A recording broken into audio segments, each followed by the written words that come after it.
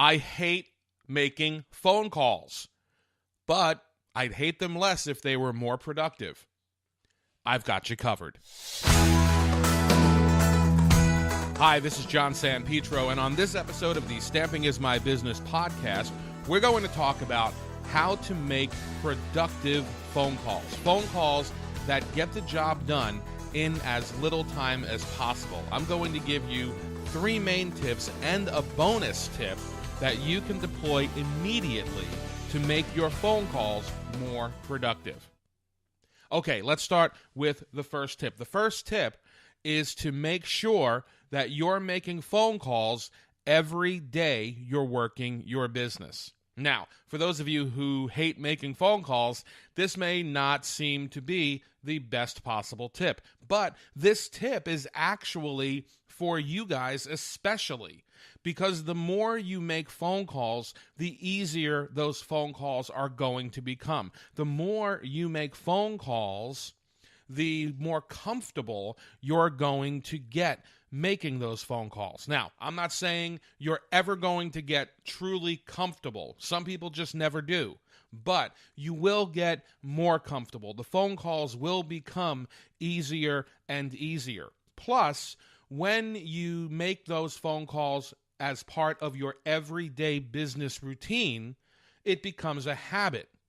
And the more something becomes a habit, the less you think about it. And thinking about phone calls is killing you. Because whenever you think about phone calls, you're thinking about all of the reasons why you shouldn't do it. You're thinking about all of the reasons why the phone calls are going to go horribly, horribly wrong. And those things just prevent you from actually doing it. When you do the phone calls on a regular basis, though, and it becomes a habit, you just stop thinking about it. You just start to do it. And the less you think about it, the more you're going to do it. And the more you do it, the easier it's going to become. So this tip really is for the people who hate making phone calls more than anyone else. It's a good tip for all of you, but I'm looking right at you guys who hate making the phone calls when I mention this one. My second tip is never ever ask, "How are you?" when you start the phone call.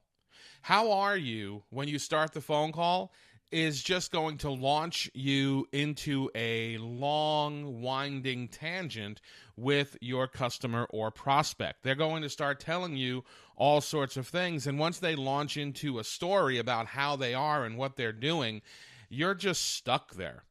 Right? And if you've allotted 20 minutes or 30 minutes to make phone calls, and this one story is going to take 10 minutes, then that's going to really cut down on your productivity. Because in a lot of ways, phone calls are a numbers game. The more phone calls you can make on a daily basis, the greater chances of success you're going to have whenever you make phone calls. So if you ask a leading question like that sucks you down a hole of just a real time suck, then it's going to be really tough. And look, it's not to say that you don't care about how they're doing. Of course you care about how they're doing.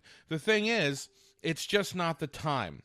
Okay, this is just not the time for that question. It's not the time for you to be having that kind of conversation. This is a business conversation. And so you want to get right into business. Okay, you want to just launch right into the reason why you're calling. That's really important. You remember that you set the tone and you set the pace for all of the phone calls that you make. And unfortunately, sometimes you don't have quite the level of confidence that you want to have, that you should have. And so the tone is off and the pacing is off, and you end up just making a lot of long, unproductive phone calls, which only contributes to the fact that you hate phone calls even more. When you get the tone right, when you get the pacing right, when you get the confidence to set that tone and that pacing, then you're going to have more productive phone calls, and then you're going to enjoy them more, which, of course, leads you to make even more phone calls. My third piece of advice is to always do the part 2. There are usually 2 parts to any phone call that you make to a customer or to a prospect. The first is the reason that you're calling. So that could be to, say, follow up on a workshop. Hi, this is so-and-so. I just wanted to follow up on the workshop that you attended 2 weeks ago. I wanted to make sure that you received the product that you ordered. You did great. Were there any problems with the order? There weren't. Fantastic. Do you have any questions about anything you ordered? You don't. Excellent. That is part one. Then we move into part two. While I have you on the phone, ... That's part two. While I have you on the phone is where you're going to launch into the part of this call that's going to make the call really productive. While I have you on the phone, why don't we talk about maybe you booking a workshop yourself? While I have you on the phone, I will also want to make sure that you saw my calendar of classes that I sent out to my mailing list subscribers.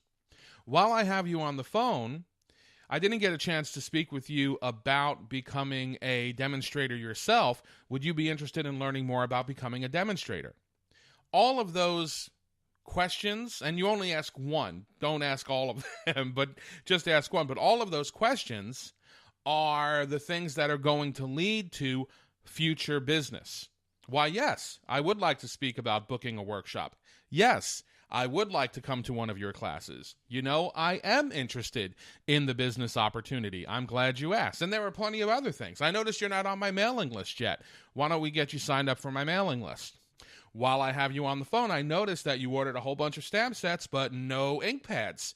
Should we get some ink pads ordered for you? And there's so many different things that you can say once you have them on the phone and once you get to part two of the phone call.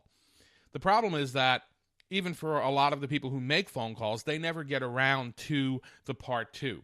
They just get to the part one and then they get off the phone. Always, always, always do the part two.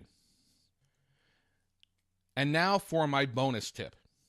This is a great tip if you're dealing with someone who tends to keep you on the phone for a long time.